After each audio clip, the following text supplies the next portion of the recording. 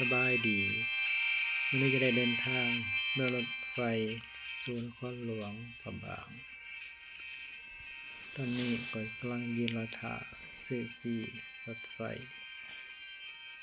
จากนั้นก็เข้ามาสู่ห้องรับรอง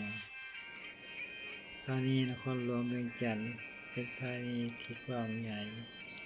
สามารถบรรจุผู้โดยสารได้ถึง 1,000 คนเป็นสถานีที่ออกแบบสวยงามด้วยศิลปะลาวผสมกับจีนโถงกว้างขวางดีมีผู้คนกำลังรอท่าขึ้นสู่ขบวนรถไฟหลังจากแจ้งปีแล้วก็เตรียมตัวขึ้นสู่รถไฟขบวน484เ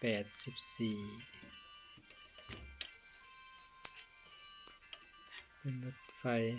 สุดสีแดงคันนี้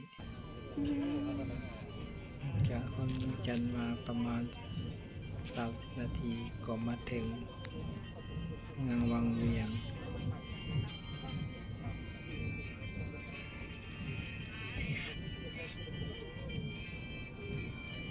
นี่เป็นทิวทัศน์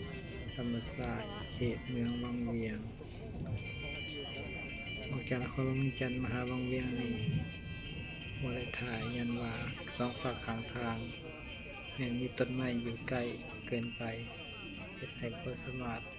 บันทึกภาพได้งามเพราะมันลายตา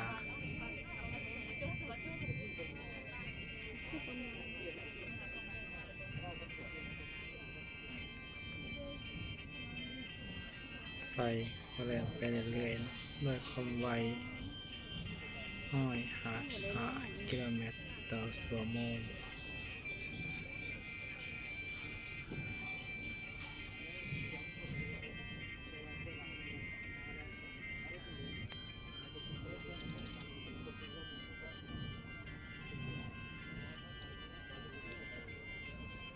ธรรมชาติข้างทางยังมีป่าไม้อุดมสมบูรณ์สมควร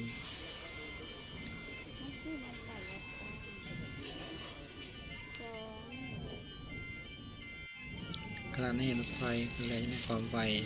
155 กิโลเมตรต่อชั่วโมง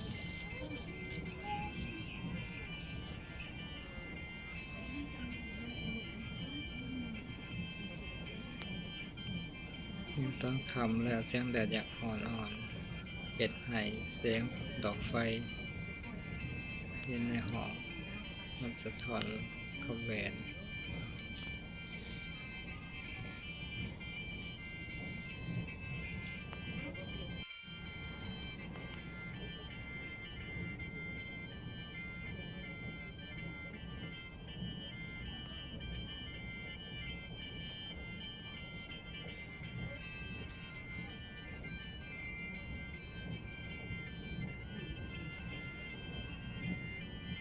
นี่แม่นธรรมศาสตร์เขตเมืองกาสี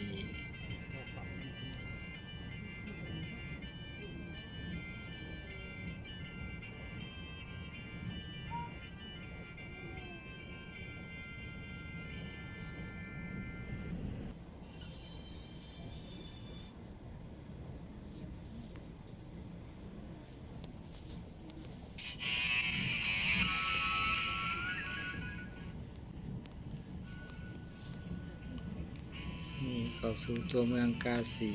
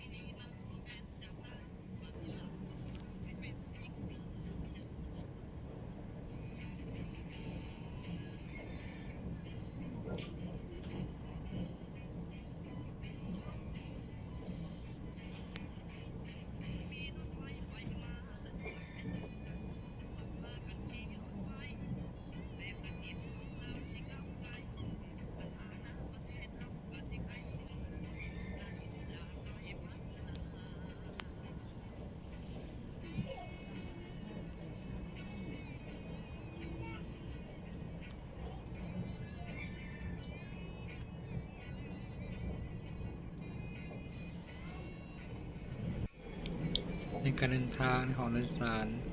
ก็จะมีข่าวการแนะนำให้ผู้โดยสารทุกคนที่เดินทางมาในขบวนนี้จงได้ใส่ผ้าปิดปากปิดดังตลอดระยะเวลาในการเดินทาง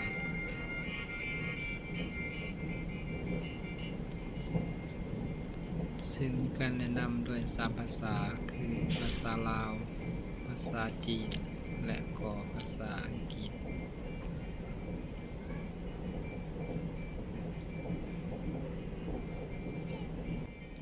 นอกจากแจ้งเตือนแล้วก็ได้รายงานสภาพอากาศอยู่ข้างนอกของรถไฟขณะนี้แม่น24องศาเซ Outside temperature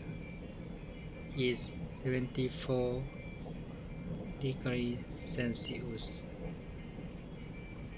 ความนั้นก็รายงานความไวของรถแล่นในขณะนี้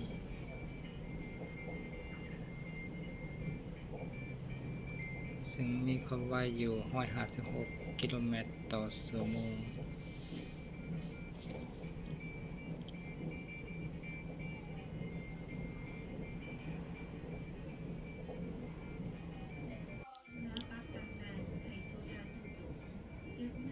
แม้รถแล่นในความไว155 กิโลเมตรต่อชั่วโมง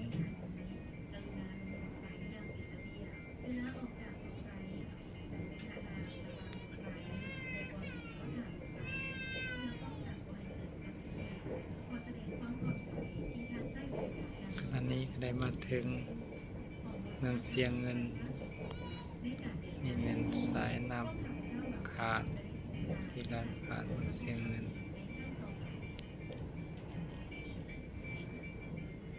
วันนี้เข้าสู่อุโมงค์แล้วก็มาถึงสถานี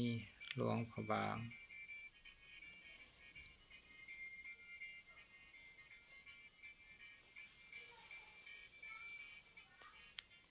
จากนั้นก็ซื้อปีรถโดยสารเข้าศูนย์ของหลวงพระบางในราคา25,000 กีบต่อ1ถาด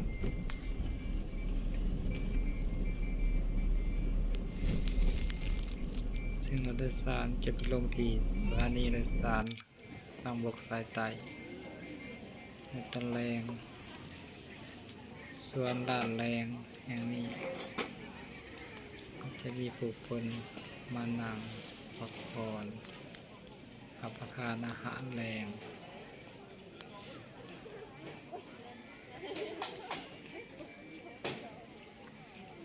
ปัจจุบันนี้ก็ยังคนบ่หลายปานใดเพราะอยู่ในช่วงป้องกัน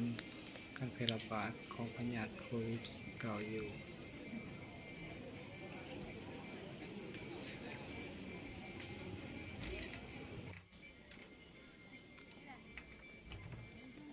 ตามสองข้างทางก็ยังมีการขายเครื่องตลาดกลางคืน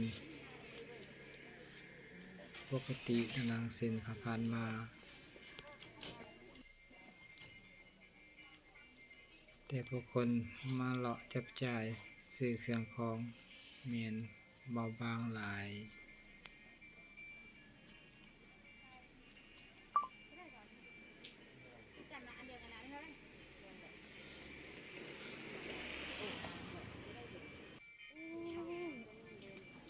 สินค้าส่วนหลายก็แม่นเป็นสินค้าหัตถกรรมที่ผลิตโดยฝีมือคนลาวของพวกเรานี่ล่ะ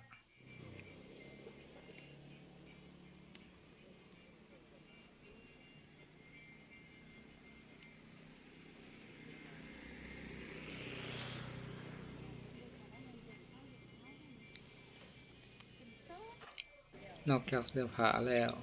ก็มีอาหารการกิน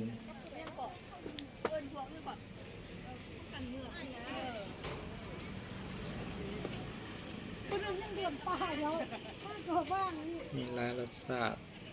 ให้เลือกรับประทาน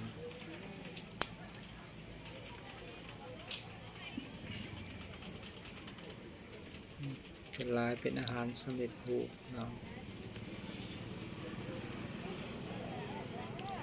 ถึงสินมีสินเวอร์